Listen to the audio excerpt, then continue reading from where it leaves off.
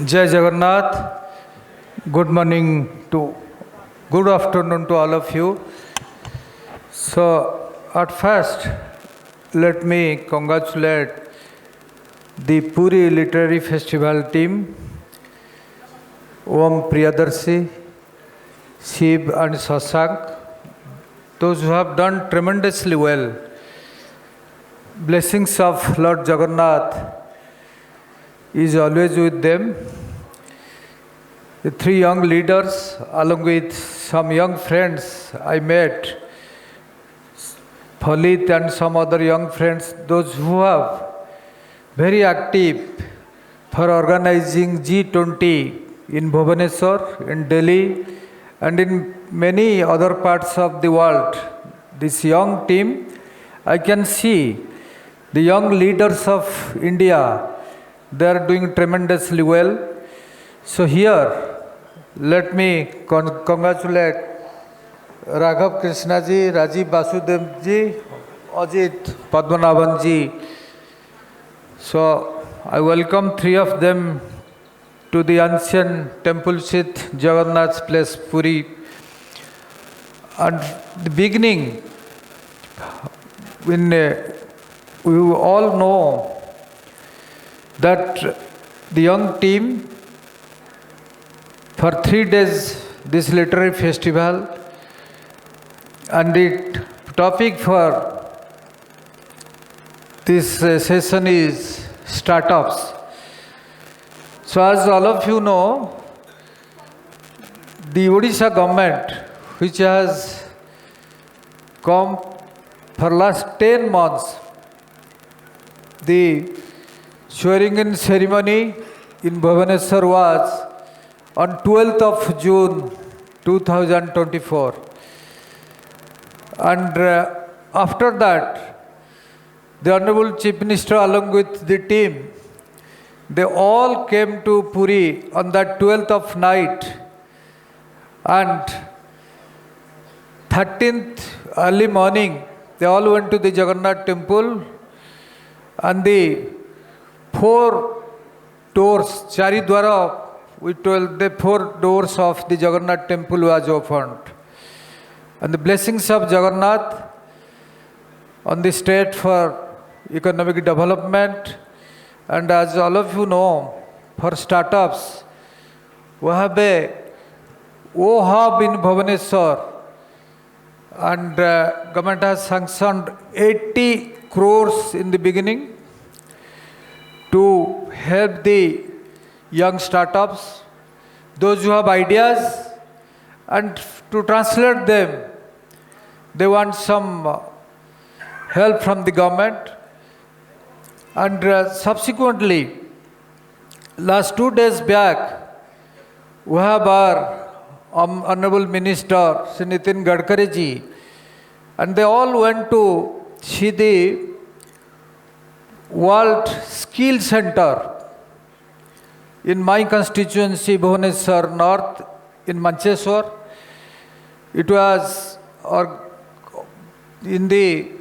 with the help of Singapore government, Odisha and Singapore government, they have organized this World Skill Center, and these skilled people of Odisha, those who have built Konark, Lingaraj temple, and those who have really skilled right now in present age, from Bangalore to Pune, from America to London, the IT people, those are really skilled.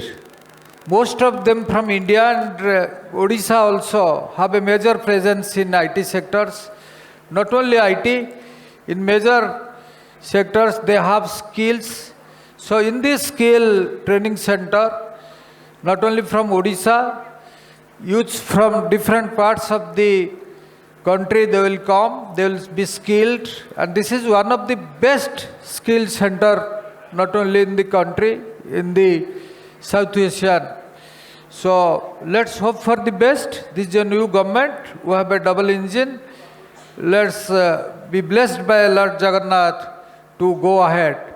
Thank you so much. Thank you, Puri Literary Festival, and wish you all the best. And let us pray Lord Jagannath to continue it in the coming years. Thank you, Jai Jagannath.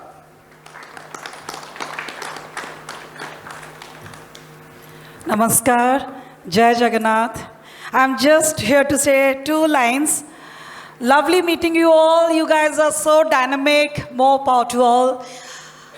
In our state, everybody is here to welcome you guys who are the true visionary personality. So please clap for them. I think they deserve a lot there in our state, and we are here to gather and thank them, to show our gratitude, because startup is not an easy thing. Someone who is very courageous, have risk-taking ability to start something and to make it successful, not easy. So Ajit ji, Raghav ji, Rajiv ji, तीनों को मेरा अभिनंदन and congratulations for your achievements. Thank you to visit, and many thanks to my brother Om Priyadarshi and his wonderful team to start Puri Literary Festival, first edition. Great success. Thank you for making me the part of this program. I know 2 minutes हो गया है, lunch का time भी होने वाला है. I think we should just hear from them. So thank you all. Jai Jagannath. Take care. Namaskar. Thank you, sir and ma'am, for the wonderful insights. I now kindly hand over the session to Raghav ji to take it forward. Jai Jagannath. Jai Jagannath Samskruti. I think it's pertinent that we are having a conversation on startup, innovation, and aspiration, organized by what is actually a cultural startup, which has an aspiration for civilization, and which is actually clearly showing us what innovation in this space for Literary Fest looks like. Absolutely fantastic organization. Thank you, and very, very happy to be here. We were discussing last night about what is the truth of this entire topic of startup, aspiration, innovation, because these are all buzzwords. Now, how do we take it beyond the shibboleth, beyond the buzzword, into the core of the truth, especially because I'm addressing a lot of young people today, and we are very mindful of that, because the story that has to be sold to you is not just one of great opportunity, but it is also one of responsibility and adaptive resilience. Because the world that we are going to enter is not going to be a clear, calm one. It's going to be chaotic. India is rising in the backdrop of a great global churn. The institutions, economic, political, social, technological, the institutions that have at least given us an illusion of a world order, a rules-based world order, and we now realize it was actually a doles-based world order, not really a rules-based world order, is now coming down. So India's rise is against a backdrop of the greatest global power receding and a new challenger coming up. In the history of civilizations, it has never happened that one superpower, back to 1990s at the end of Cold War, you just had one sole superpower, and in the gap of 30 years, it not only allowed the next superpower to rise up, it literally, in fact, funded it. And the struggle between the great superpowers is where India will find its own opportunity, the landscape, and the strategic ambiguity to deal with. And when we talk about startup, innovation, and aspiration, clearly in this context, we are talking about a civilizational aspiration, and startup as a means for that. And I'll just, maybe a quick story about what has inspired me personally to think about civilization from this land of Odisha. I don't know how many of you remember, about a year ago, or maybe a little more, there was a very terrible train accident not too far from here in Balasore. And everyone in the train accident died. Just a matter of minutes, it flipped over, almost everyone died. Like it is the norm these days, we go into a moment of collective mourning, but we cannot even afford to retain that because the next news item is already upon us.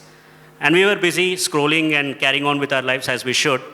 But on the 11th day, there was a 1-minute news clip on a news channel. The local villagers from all the nearby villages of Balasore, they gathered together, and on the 11th day, they actually offered the Pitru Runa, or the Shraddh Karma, to the people who died.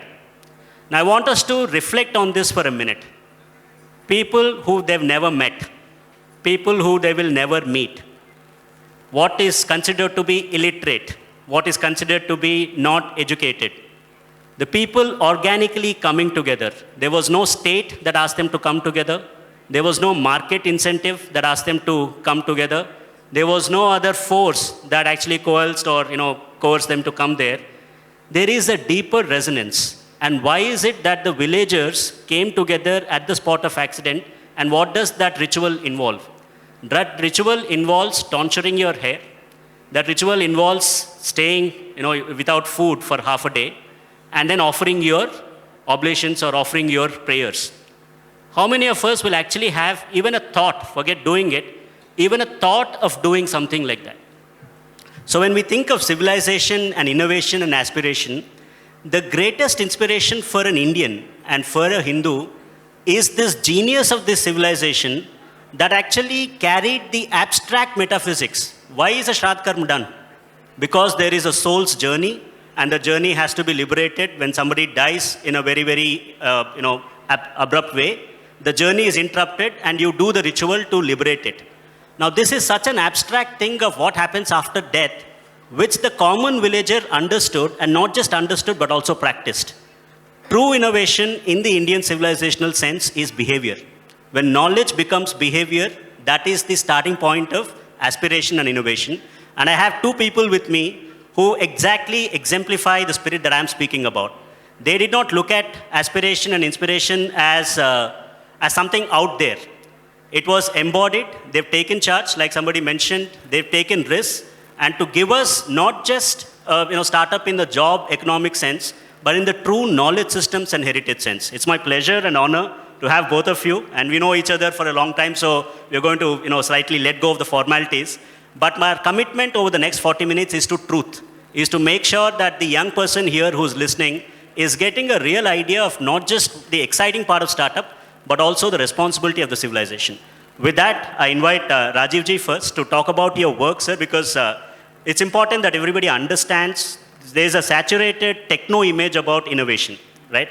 The minute you say innovation, you will see drone, you see AI, but there is a fundamental truth to our existence of our being, which is what Ayurveda is, and your startup is about innovation in that. Please help us understand what the journey is like. Thank you very much, Raghav, and also to the organizers of the Puri Literary Festival for inviting me here. To take a subject like Ayurveda and then to present it in the context of innovation and startups, right? First of all, you have to understand, startups and entrepreneurship springs from anta prerna, right? That inner calling that drives people to go. A lot of people think, hey, this is the fad of the day, fashion of the day, let me begin a new business, right? On the other hand, things which sustain, things which grow are those which are driven by an inner motive, prime motive, number one. Look at something like Ayurveda, right? There is a period of renaissance, it's coming back in a very strong way. And why does it come back? Because it is universal in application and timeless in its relevance. So the lessons that come from this health paradigm, I don't call it a health system, or it's a system, but as a health paradigm, can be applied from China to the US, to India, to different parts of India. And where does it spring from? It springs from the same bedrock of values, insights that define the whole of Indian civilization. So when I talk of yoga, I talk of Ayurveda, Vastu, Vedanta, Sankhya, from where Ayurveda and yoga spring, all of them come from the same set of values. There might be some differences in detail. And why do we tell that? Because it springs from a whole perspective of man in relation to his environment, right? Man versus Prakriti, Prakriti Purusha, if you want to call it. So when you look at this relationship, our ancestors at that time could, through their keen powers of observation, realize that today we talk about homeopathy, allopathy, Ayurveda, etc. Then there was no such quest. It was about the fulfillment of every individual's full potential in physical, mental, spiritual dimensions, right? Today we are thinking in terms of startup industry, but the opportunity for India and startups is to look at Ayurveda in its whole. You talked about knowledge leading to the right action. I'll put two steps in between. the right insights leading to attitude change leading to the right behaviors leading to the right results. So Ayurveda is completely built on empowering individuals, communities with the right understanding. Esteemed Shri Shyam Sundar Haldar ji, in the beginning, when I was chatting with him, he mentioned that chikitsa, this word, when he hears it, he thinks in terms of medicine, or normally people think in terms of medicine. But Ayurveda is about ahar, vihar, vichar, aushad, kriya. So now the startup opportunity here, if I want to call it startup, or the opportunity to serve, is now fivefold. Every dimension of ensuring well-being in people. So what is the innovation that comes to play? If you look at innovation has to address a need gap. People have a need and that gap has to be met. So what is the gap in healthcare today? Of the total health demand in India, 2/3 of healthcare demand is constituted by healthcare services, which precedes acute emergency and comes after, which means the ambulance, the operation theaters, the complex surgeries, all of that is only 1/3 of healthcare demand, which is where the entire technology-based innovation goes. 2/3 comes before and after, right? Ayurveda, yoga serves exactly the 2/3 which is not there. In the US, 76% of the healthcare bill is paid for by people with 5 or more chronic disease, right? We don't understand today, India is going to be the next diabetes capital of the world. People have so many comorbidities, multiple diseases. When you look at what does the common man want, it should go back to the old values. A general practitioner who knew you as a whole person, your family, the village from where you spring. Today, for a headache, I go to a neurologist who will take 5 minutes, with all due respect, because that's the time he has available, 5 minutes without getting into details on diagnostics, prescribe, end of story. What is really the root cause of disease? So if you look at the common man, whether he's a poor, rich, middle class, they're looking for somebody who treats him as a whole person, who's willing to listen to him, understand the conditions in which health or the absence of health comes, and then treats him in a way that he gets beyond the symptom to a root cause disease reversal. A trick question here. Tell me one disease that modern medicine today is able to treat at root cause level, right? And Ayurveda, the symptom is never the disease. The disease is always defined in terms of the root cause. And therefore, you have completely contemporary opportunities to bring in Ayurveda. What is the innovation, therefore? Take chronic disease care. Okay. Non-communicable diseases. Government of India talks about it. Every government talks about non-communicable diseases. What is the solution? After centuries, after decades after independence, we still don't have a true working solution for non-communicable disease. Look at rehabilitation. Look at elder care. Look at cancer, right? Cancer rehabilitation. Today, there's no real model that works, right? Look at primal prevention. I want to bring it to the attention of everybody. The health of an expectant mother so that the child yet to be born has complete life potential. Ayurveda has time-tested thing, when to conceive, how to go through the 3 trimesters, right? The Prasava Raksha, then the complete dinacharya for the mother, the family. Everything is set in practice, right? Today, there is no nani, dadi to go to, right? Ayurveda is there. So, we have to realize what is the innovation. Let me quickly come back. Ayurveda is the apex layer where modern medicine can be a part of it for acute emergency care. As a health system, what is the innovation that it brings in? You are able to look at multiple diseases with one treatment plan, number one. Number two, a common man wants life cycle health management. We have got so transactional in healthcare that I come and meet the doctor for one problem, next problem, another doctor. It is completely paisa de, kuch service le. It's all fee for service. We lost the humanity in care. The beauty of Ayurveda is the doctor-patient relationship. Correct? So, Ayurveda allows you to deal with one person through the life cycle. And why I want to stress this part, the sum of the parts is not the whole. I can't take an orthopedician, a neurologist, and a gastroenterologist together and give me a problem, to solve all these 3 things. I need a doctor and a paradigm called Ayurveda, which is able to connect the dots right? I'll stop and maybe go, I'll just touch upon this thing. We are so used to a single cause, single effect health paradigm. Whereas everything in life is not black and white. It is many causes, many effects, with the effects itself becoming cause.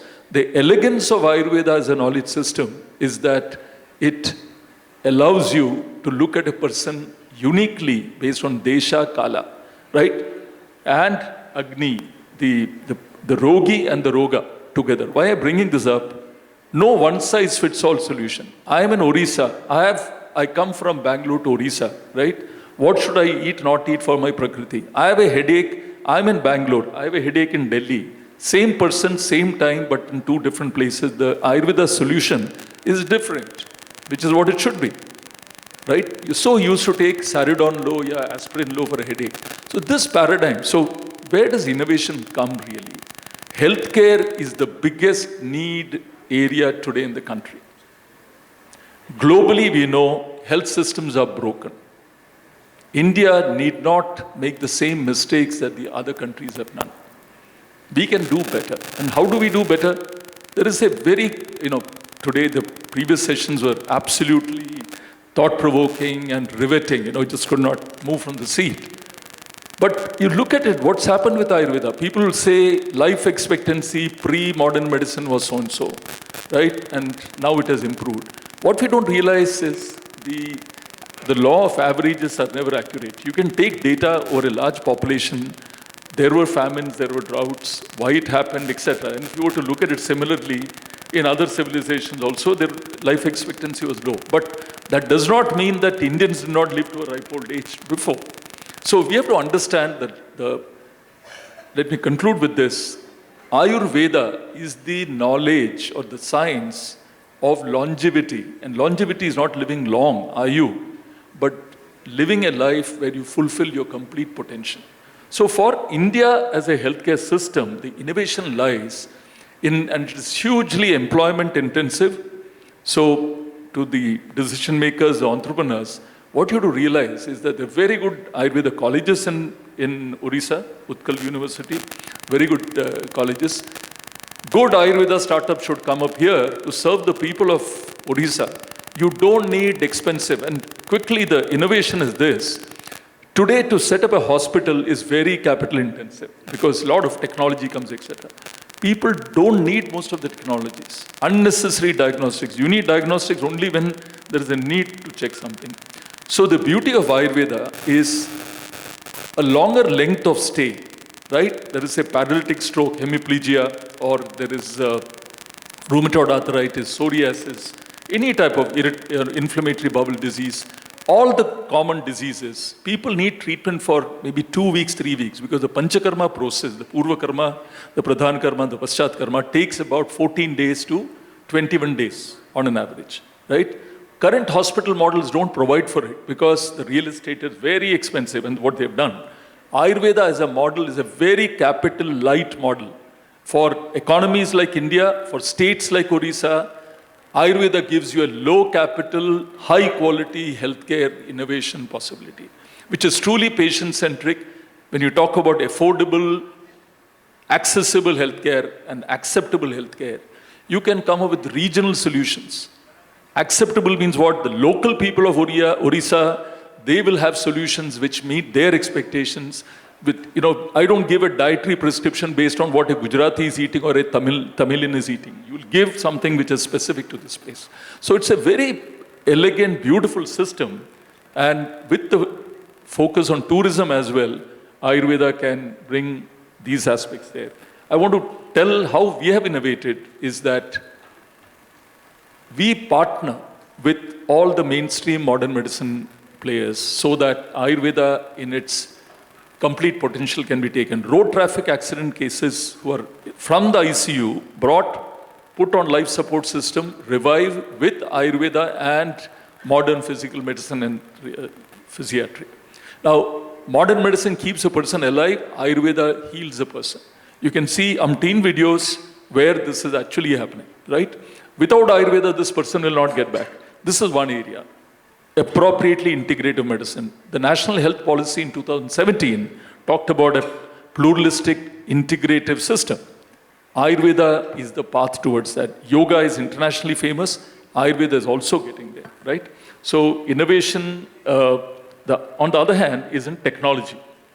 So when AI came, ChatGPT 3 and then a 4, etc., about 2023, my first comment was Ayurveda is best placed to leverage that. Because when I take a many cause, many effects problem, fuzzy logic problems, which AI is able to take care of, machine learning and AI-based algorithms, Ayurveda is exactly that. So if you take the future, and I can tell you very clearly in the next 2 to 3 years, you'll see clinical support systems, you'll see education, everything driven by AI, which is driven on Ayurveda content, right? So Ayurveda gives a complete sweep of opportunities from technology to whole person care, to integrative care, to therapeutic wellness, which is the wellness industry and the disease reversal industry. Of course, you have medicines, food, and lifestyle, and even mental health. So let me pause here. Thank you very much.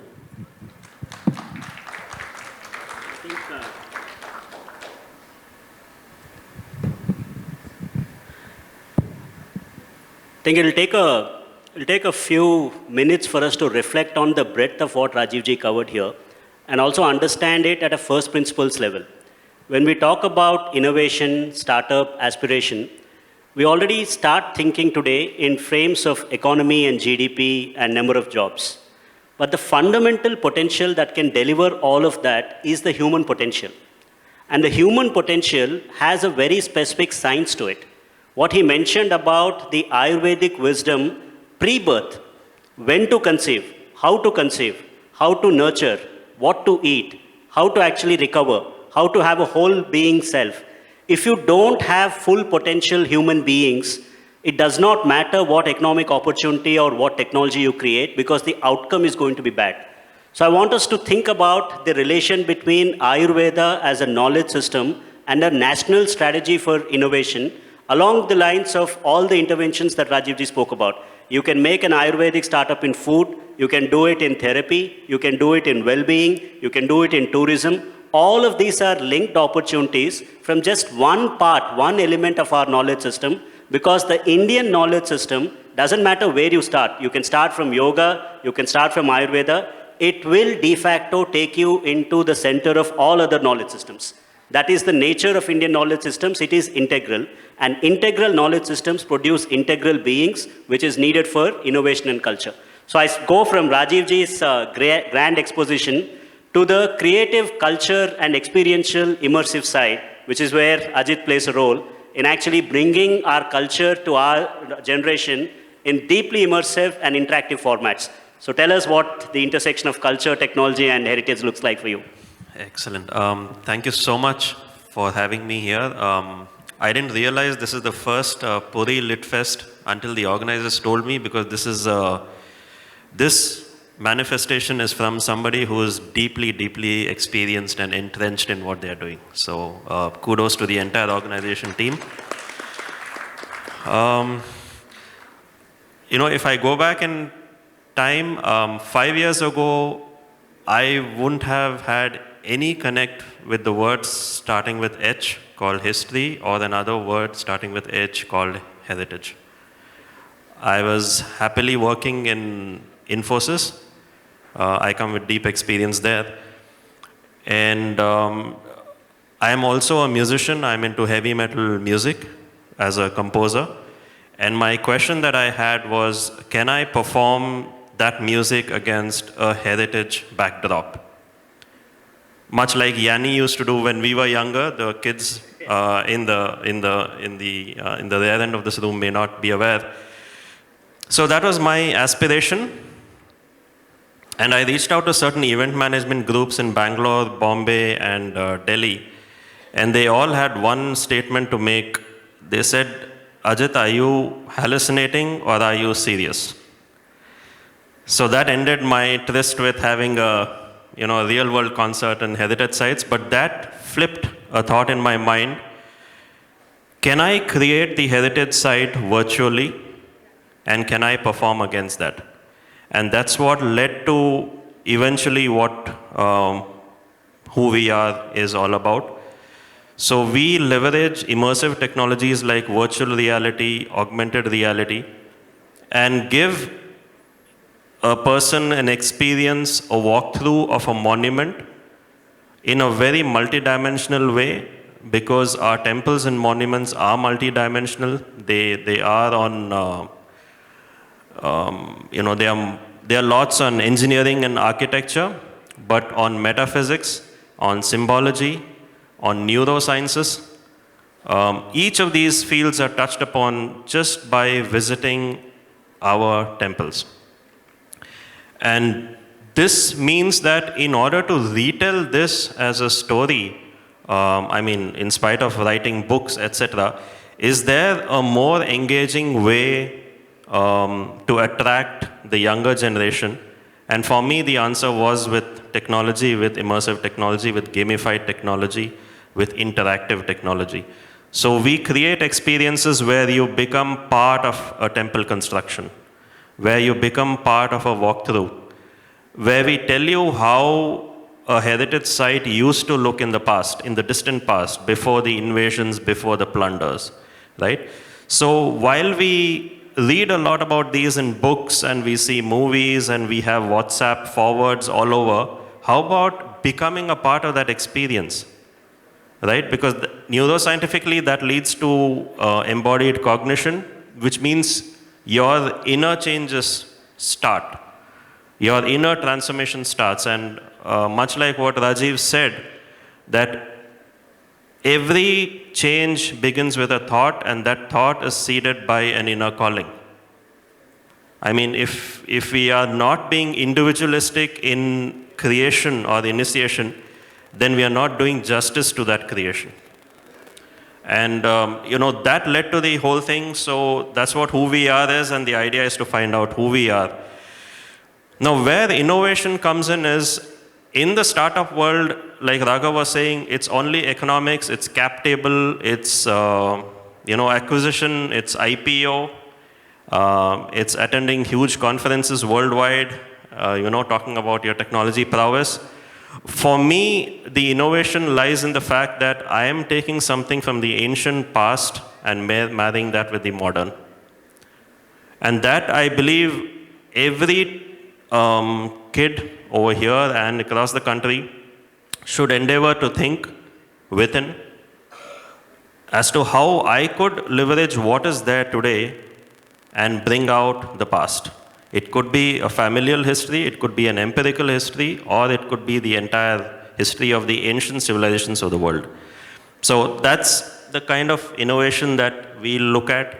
We are also into creating games, because we realize that kids love games, and we've got enough and more in our ancient history not to recreate anything. I don't even create scripts for my experiences. I take it from the way it happened. Because for us, history is not his story. It is ethos. It happened as it happened. I think a lot of my innovation goes into telling my team and telling the people around that, remove that Western lens, bring in the Indic lens, and relook at where we come from and who we are. Thank you. I'd like to stop here.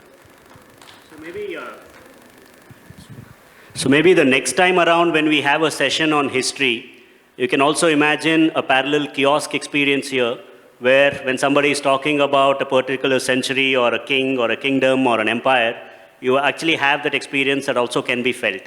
And because I come from gaming industry for a long time, I can attest to that. There's a very fundamental element that makes interactive entertainment or interactive experiences far more sticky than receiving some other creativity. For example, when you watch a movie, you're watching somebody else's creativity, and based on your ability to become one with that, the quality of your experience is determined. But what happens in games, what happens in interactive experiences, what Ajit is doing as innovation, tagging to our culture, is that you become the hero. You're not just receiving that as somebody else's vision passively, but you don that avatar. You actually hold that sword. You make that movement. The minute you do that, your own hero's journey begins. you're no longer understanding the character as second person, but you're actually having a first person subjective experience. So there is great potential if you start engaging with the Indian culture and combine that with AI and technology and AR and VR that Ajit is talking about to tell the grandest of stories.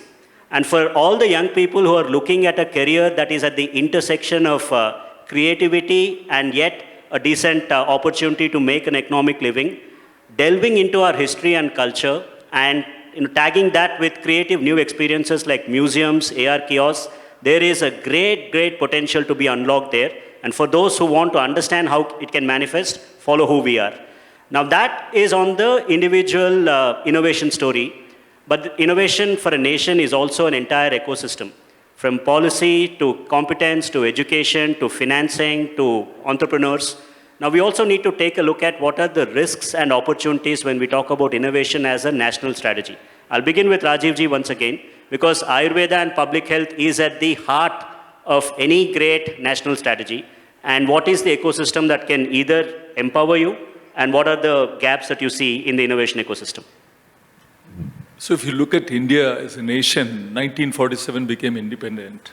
Look at China, became independent at the same time. The emphasis they put on validating traditional Chinese medicine. They took it as a national treasure and went about very systematically in validating it, right? Chinese medicine originates from Ayurveda, right? Even the Japanese Kampo, and if you take Korean and so on. So much so you would say that Greek, the Hippocratic, that particular tradition comes from India. You would have seen the latest Gladiator 2. The physician who treats the gladiator is a Vaidya from Banaras, right? So they acknowledge that particular osmosis which has happened. But when you look at the challenges which are there in this area, post-independence, Indians chose to de-emphasize Indian systems of medicine, right? It was a conscious Bhoire committee in 1953 which took that call. From that time, the seed was laid. Till then, the Banaras Hindu University used to have an integrated course where you learned both Ayurveda and modern medicine together, pre-independence till 1947 or 52. Then the Indians themselves walked away, right? This is the nature of India. And then subsequent 70 years, again, it was given scarce attention, right? Sri Lanka had an independent ministry for Ayurveda before India had. Can you believe it? Right? So they took this tradition seriously. Now, what we have to understand, Ayurveda has survived in spite of all of this. When you look at the campaigns that India has done, right? The Incredible India campaign, as you see. Because when you look at what are the challenges, the biggest challenge is inappropriate perception, or stereotypical perception about a system like this. Most people think they know Ayurveda. It's like cricket, the Panwala, the auto. Everybody has an opinion on cricket. Similarly, on Ayurveda, you ask, to pata hai. Why? Because the images have been placed. One is Jadi Booty, Nani, Dadi ke nuske, kitchen cabinet thing. Who's perpetuating all of this? We Indians have perpetuated it. Right? Incredible India campaign, the biggest damage to Ayurveda. People think Ayurveda is one pretty lady and oil pouring on the head, right? As opposed to the most complete system of medicine mankind has discovered, right? Today we have to fight back from that positioning to go back and tell people, hey, do you know what? When primary health is suffering, secondary health is suffering, tertiary health is suffering, right? Ayurveda is an Indian solution which will work. And India, if it does not do it, it will learn at its own peril in a couple of decades. The government of India is putting a lot of effort to strengthen the sector, no doubt about it. But if you take a state like Odisha, right? Policymakers, entrepreneurs, everybody should talk about it, because take, for example, Ayushman Bharat, right? 2018, the Universal Health Coverage Scheme of the Government of India was brought into play. 2025, 7 years later, Ayurveda is still not covered in the Universal Health Coverage Scheme of the country of India, right? The mother system of health. Nobody understands, because the people who have to take a call, wherever they are, right, don't have the understanding. Very plain and simple. So, what really happens as the biggest challenge is the payer market. I want to repeat this. Who pays for your Ayurveda treatment? Who pays for your medical care? Is it the government? Is it insurance? Is it my employer? Till it comes into the payer cycle, no system of medicine will flourish. Modern medicine in India flourished after this game. So, sooner than later, ABPMJY, in Ayushman Bharat Pradhan Mantri Jan Arogya Yojana, will cover Ayurveda, right? Once it comes, in every small town, a 10-bed Ayurveda hospital very cost-effectively can be put up, which will be covered under ABPMJY. Entrepreneurs can work with doctors to set up these centers, right? These are real opportunities to create employment. And Odisha need not go the same route that other like Kerala has done or somebody has done, of expensive tertiary care hospitals, right? With poor health indices at the end of it. So, opportunities to innovation. So what are the challenges we need to look at? One, perception, which is where journalists, right, communicators need to talk about Ayurveda as the highest level of health system, which is a solution for India for across the healthcare spectrum, right? Number two, we need to ensure the payer system will back it up completely. And all the political leaders, the bureaucracy, all of them need to be sensitized to the power of Ayurveda today. Yoga has come back to us from the West, and therefore we accept it, right? Ayurveda, let me tell you, as we speak today, we have discussions going on with some of the top cancer hospitals in the world, right? We're currently doing a clinical trial on radiation-induced oral mucositis. Right? So during radiation, post that you'll have mouth ulcers, which are extremely debilitating. There's no cure today. Ayurveda, we have done a pilot study right now, clear difference between the control group and the study group. Now take this one small use case. Take things like elder care, dementia care, okay? 2 days, last week, we published a testimonial of an American. Last 20 years, multiple sclerosis was confined to a wheelchair. 2.5 weeks, she was walking. And she talks about it very movingly, right? Gone all over the world. So you take neurodegenerative conditions, autoimmune conditions, pediatric developmental disorders, cerebral palsy, ADHD, autism. ADHD has been, if you look at it till a few decades back, nobody would even talk about it. Today, it's an industry where you drug children, you drug adults in the name of ADHD, right? So, Ayurveda has got tremendous scope here, and what we need to do is to sensitize everybody about the real potential. Yeah, thank you. I can't stress on this enough. India's innovation roadmap has to address India's challenges, which are unique, in the backdrop of a world which is going to be chaotic, right? So our innovation has to take care of employment at scale, and it has to make sure that what comes out of that employment is productive. And that's a very, very tough challenge. Today you have, I don't know how many mental health clinics you have here, but if you go across cities, at least in South, mental health has become a cottage industry. And that is actually proliferating that problem rather than solving it, because it does not have a theory of mind. It is actually a pathology that is masquerading as a treatment. And that is resulting in loneliness, that is resulting in families breaking up, that is resulting in divorces, that is resulting in premature death. These are central challenges of our nation that have to be addressed through a knowledge system that is integral. And what Rajiv ji is pointing to is the creative opportunity that is there, whether you are a journalist, whether you are a filmmaker, whether you are a liberal arts student, or somebody who's studying psychology, or a student of history. You can actually attach yourself to a core knowledge system and start working at the periphery to tell that story. Because we actually follow the stories that we consume. And if the story is powerful enough, then the $2 trillion industry that is the Chinese traditional medicine today, we will have that opportunity in India. That will create 1 billion jobs. So the Indian way of innovation has to be tagged to the Indian knowledge system, which is then tagged to the idea of Purushartha, the idea of a good life, which makes sure that as you innovate, the outcome is also going to be better for the society. It is not something like the current mental health industry, which is actually gaining you economy, but actually completely destroying your next generation. So this is the opportunity for us to reflect on. You wanted to add that? Yeah, please go ahead. So the moment you look at mental health, right? Today, we had recently done a study of 20,000 of our patients, 20,000, right? 49% suffered from sleep-related difficulty. 49%. 44% had anxiety or depressive symptoms, okay?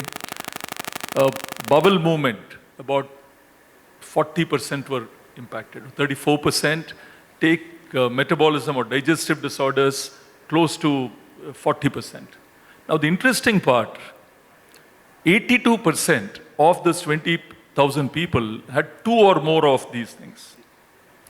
66% had 3 or more of these things, which I told. So what I'm coming to, we have a whole issue of quality of life, well-being completely disrupted, right? Now, you talked about mental health, the whole issue of cognitive overload, right? So what is cognitive overload? Ahar, if you take it, right? Ahar is what I take in through my panchendriyas, all the indriyas, not just through my tongue and mouth. So today, I am over-nourishing all my sensory organs, and the brain, the body is not able to sustain it. So that is going to a very vicious cycle of depleting my ojas, if you want to call it, your complete health, the virtuous cycle of good health. In this scenario, when you look at connecting this, and this is very important, the 3 doshas of Ayurveda with the 3 gunas of Ayurveda, right? You have a complete sattva, raja, tamas. And as a system of approaching it, what are the rajasic tendencies? And it's important to tell that today India is equally in the grip of rajas and tamas, right? It is not to say that we have escaped that. So what is required as a society today is not to tell that Mera Bharat Mahan and forget the fact that we are looking at a real crisis today on the ground where people are not aware of their roots, people are not aware of themselves, are not looking inwards at all. All the time you can see, you travel on a train or a bus, people are constantly on the mobile phone. So this distraction which is coming, Ayurveda as a paradigm, why I want to say, as a change agent at individual level, at a community level, at society, nation, and globally, is well poised to be a very powerful Brahma Astra, right? It covers everything. So depending on your area of interest, whether you're a journalist, you're an author, you're a startup, or you're a doctor, you can leverage the paradigm of Ayurveda to bring in a new consciousness that health is from within, right? And in harmony with the environment outside. Ayurveda is the most environmentally conscious place, system of knowledge. So in schools, if I ask somebody, how is your digestion or how is your bowel movement, right? Even for elders, right? Nobody would know if it is a complete diarrhea or complete constipation. In between that, everything is okay, right? So this knowledge, if you bring it into schools, you're creating generations of healthy Indians. Because today, I don't know other than my blood reports whether I'm healthy or not, right? So Ayurveda is that paradigm which can bring mental and physical transformation. I think making a passionate case for Ayurveda as a meta-discipline that can power a lot of innovation. How does that translate into your world, not just in terms of a knowledge as Ayurveda, but the grand culture that we have, and also talk to us a little bit about the teams and competencies that are required to do what you do. Exactly. So I'll just take a point from Rajiv when he was speaking just now. So in one of the exhibitions that we had around a couple of years ago, we had created a large 3D printed model of Brihadishwara temple in Tanjavur, large 8 feet by 5 feet. It was intended to be a piece of attraction so that the crowds come in. And we were hosting that in Delhi. A lot of crowd came, and most of them, I won't take numbers because I didn't calculate it, most of them said, "Ye Ayodhya temple hai kya?" I mean, you look at the population that we have, and we have to be critical of ourselves to be able to improve ourselves. First step, at an individual level, we have to identify our flaws, where we are missing out. If we don't have the gumption to capture knowledge of our own ancestors, it's a travesty that we do to our own bloodline. Point one. Point two, if we do not know our own ethos, where we come from, how do we expect the world to actually realize that our civilization is far, far older than the Greek civilization or whatever other civilizations that this world had? It is up to us to talk about it. It's not up to us to receive it from them and then crib about it and say that, we need to fix this, right? So I would say there is a huge deficit of mindset here, individually and therefore societally. The first challenge that I would say is on the education front. Of course, there is national education policy. There is a lot of good things that are being done slowly because that is the speed with which we operate. I think one of the earlier speakers was talking, this will take a generation to reform, right? So we are part of those reformists or reformers, and we'll have to see whether by the time we are in our 70s or 80s, touch wood, I hope we live until then, considering the health issues that we are facing. But will we be able to see that India or that Bharat which we are envisioning today, right? That is the biggest challenge today, right now. Are we designing it for that? Are we executing it for that? That is at the individual and the societal level. And of course, the way we work,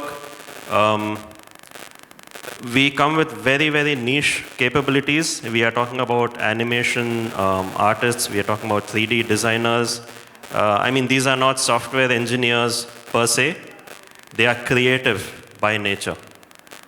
The medium is not paper, it is digital. But they are all creative. And the onus is on us to ensure that every pillar of every temple is detailed to the authenticity.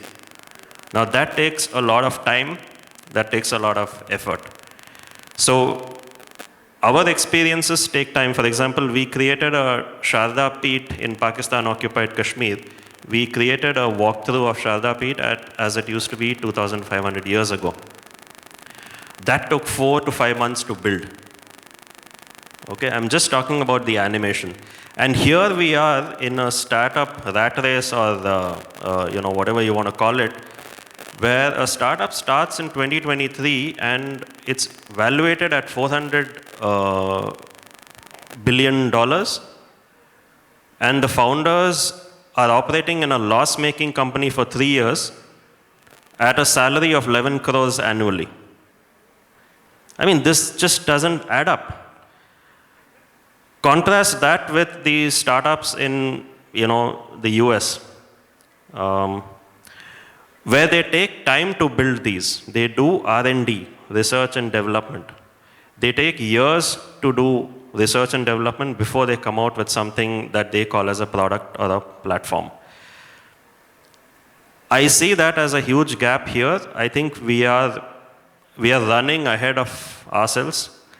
Slow and steady is still the best way to do it. And I would say the slower that you are, the better that you become, because you have time to think about it, you have time to reflect about it, and there will be a sense of delayed gratification even from the audience. The main challenge that I wanted to come to is from an institutional level. Educational institutions at all levels, schools, colleges, universities. If we continue to have specialization in psychology or specialization in biology, microbiology, whatever streams that you are, and within history, medieval history, ancient history, modern history, I would say that is rubbish. You need to break that. It is all part of an integral worldview that we have to develop. I would look at history holistically. When I visited the Jagannath Puri Mandir yesterday, the architecture is beautiful. I come from the south and we are used to large temples. I'm not being arrogant or, sounding it that way. This actually blew me away, right? The entire Gopuram, as we call it, so beautiful, so magnificent, so huge. Just think about it, that the guys who built this would never have seen it. I mean, how fortunate are you guys to actually see this and take it for granted? The take it for granted part is the biggest challenge that we are facing today. If I give you some statistics, the annual tourism revenue in India, okay, this includes both adventure, heritage, everything, it's less than the daily tourism revenue in Bangkok. It's one city in one country, and a daily revenue is more than our annual tourism revenues of the entire country. I mean, if you just tap a northeastern state, you'll be able to beat him. Right? That is the biggest challenge that we have. We don't have a sense of self-worth and pride in whatever our ancestors have done. I think we have to undo that. We always have to be proud of what we are doing. Wherever you're talking, in your family circles, in your parties, or wherever you go, talk about this. History has to become a part of our life for us to change this. Governmentally, again, great schemes, a lot of support. You know, the Honorable Prime Minister talks about Vikas Bhi, Virasat Bhi. It resonates within me that yes, I'm on the right track. At least, you know, there is some gumption here. At the same time, I think the investments, the research and development, it is beckoning for more. When I procure hardware equipment like the virtual reality headsets we use, most of the imports happen from China. And I took around 8 months to devise an alternative supply chain to avoid China. How many entrepreneurs will do this at the cost of, you know, becoming cheaper? So that's the battle that each of us have to fight, and we need government support there. We need support of Make in India, truly Make in India. I know hardware suppliers in India, virtual reality headsets again. There are two companies, Ajna Lens, Question What's Real, QWR. I asked them how much of this is made in India, and they said it's 65 to 70%, not more. It's because we have to understand that the PLI scheme, though it is great, it's wonderful, much required. I think we have to accelerate research and development in manufacturing, and government support, government fund of funds, whatever comes for cultural renaissance, it has to be executed right now. I am looking at a timeline of not more than 4 years from now to change this. After that, we may not have the opportunity, or the kids who are sitting here may have settled down in jobs, and you know, they either become digital slaves or employed slaves. But slaves are all the same. I think that is one of the challenges that we need highlights on. Research and development in technology, be it AI, VR, AR, whatever, with a cultural fulcrum, so that Indian knowledge systems find their way into our technology building, software and hardware, both of it. I'll conclude it that way. So I think we've covered the entire range, you know, within the time that we had. There is a link between fundamental human potential, which is Ayurvedic insight that we have. There's a link at the systems level between the PhD program that you run, the research that comes out of that, and how industry consumes that, how policymakers take that, and how that feeds back into this cycle for the competencies to grow. So the blueprint that we're getting of a startup, aspiration, innovation cycle is that you need to invest in fundamental human potential, make sure that is combined with incentives to do high quality research, which means educational reform has to happen, tie that with industry to make sure that the research is consumed quickly. In America, that gap is 2 years. Whatever is happening in the industry is taught not less than, you know, in not more than 1.5 years, which means that the PhD candidate that is coming out of an American university is far more current and contemporary and relevant for the industry. In India, we still probably have curriculum about 25 years ago. Right? So some of these challenges are systemic, but none of it is unresolvable if we have the civilizational worldview, which is the case that we try to make today. Thank you. Can I just add 2 points? Sorry, just 2 points. I won't take too much time. I was just reminded of some other challenges that we take from a Western lens blindly without questioning them. When I was in the corporate, diversity, equity, inclusion, DEI became a huge fad in the US. And you won't believe it, within a week of it being announced in the West, our corporates lapped it up. And we, as managers, had to overnight tune ourselves, start recruiting people who follow that, the segmentation, and bear the brunt of the suboptimal delivery that we did to the clients that are situated in the West. So, I think the lack of questioning, which is the root of Indian knowledge systems, we inquire, we seek. I think wherever you are, whichever industry you are in, please stand up and voice it out. Else we will continue to be the way we are and we have been. The other point that I wanted to make it in terms of research and development, not only the government has done its best and probably will continue to outshine. The corporates, if I compare the numbers, the corporate investment in R&D of Infosys or HCL or Wipro, all of them put together, is around 7 to 7.5% annually. Compare that with one single company in China, and this is an allusion to Piyush Goyalji's statement on startups. Huawei, which is your telecommunication guy in China, they invest 26% in R&D annually. I mean, we have enough of wealth within our companies that is not divested into R&D, and I think that is a psychological block that we have. So these are the 2 points that I wanted to kind of bring out to everybody's attention, and finally end it with one question. In the gallery behind, how many youngsters want to jump into a startup or create a startup on their own? Please raise your hands. Nobody wants to create a startup. Oh, good. Thank you so much. Great. Excellent. Excellent. So remember, startup is not only about innovation, aspiration, and the accolade. It is only and only about perspiration. You have to strive. You have to live up every night. You have to wake up the next day, face the music of the world, live a lonely life, and contribute to the loneliness quotient that Rajiv was talking about. But that's the life you'll lead, so you'll need all the support and all the divine support that you can ever get, because in the end, He will take care of you and nothing else and nobody else. Thank you. I think we began with what is the role of innovation, and going beyond technology. I just want to tell those who are thinking of starting up something, you need India-based solutions for India problems. Just doing a copycat implementation of somebody doing something in another country is not the way for innovation.